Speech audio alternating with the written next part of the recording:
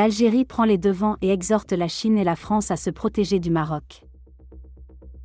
L'armée algérienne peine à trouver une parade adéquate à la prétendue menace que représentent les drones marocains, y compris tous les drones israéliens de dernière génération, tels que les drones Hermès 900, livrés au Maroc en grand nombre depuis 2021.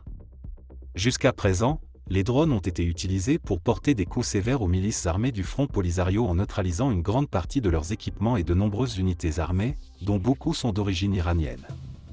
Ces actes, révélés en exclusivité par Maghreb Intelligence, ont conduit l'armée algérienne à accélérer ses négociations à l'étranger pour acquérir d'urgence des radars de détection anti-drones en réponse à la menace croissante que représentent les drones marocains.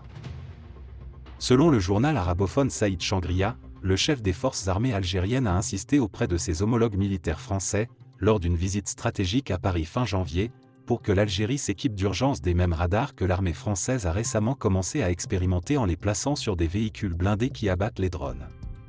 En raison de la nouvelle crise politique et diplomatique provoquée par l'affaire dite d'Amira Bouraoui, cette militante franco-algérienne évacuée par la France du territoire tunisien où elle a été enlevée de force pour être extradée vers Alger, les négociations avec les partenaires français ont pris l'allure d'un « grave incendie », selon les termes du président Emmanuel Macron.